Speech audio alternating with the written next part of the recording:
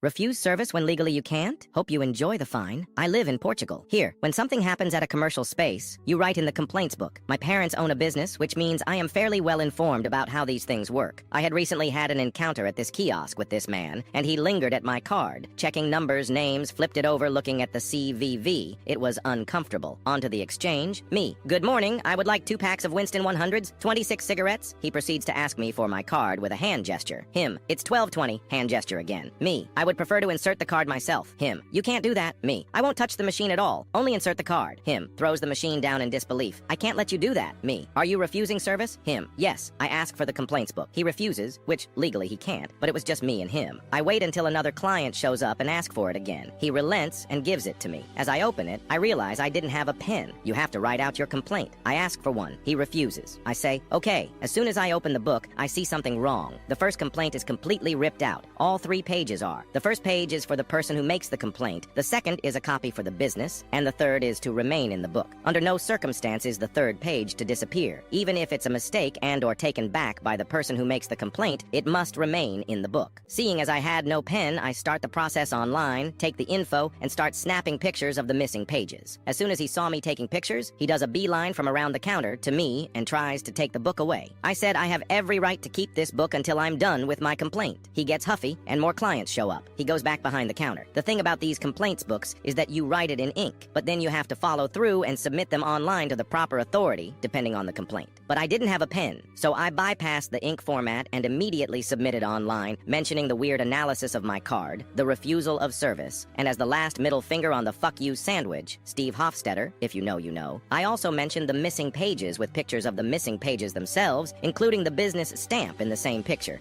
so they can't refute and say it's some other book. Now, because it was online, it goes straight to the authority, ASAE, and you can choose which department depending on the complaint. After an hour of nicotine withdrawal, of looking the business up, the pictures, and writing the complaint itself, I hand the book in with no written complaint. He opens it, chuckles to himself, and smugly says, "Did you give up because you didn't have a pen?" I say no, because I didn't have a pen. I decided to submit it directly online, and as my last mic drop moment, I said I didn't feel comfortable writing it in the book as the first complaint had magically disappeared from the book. The color drained from his face because we both knew what would happen. Even if they don't take the complaint seriously, tampering with the book is absolutely taken seriously, and that absolutely will be followed up and fined accordingly. Then I smiled and said I wished I had a pen and left.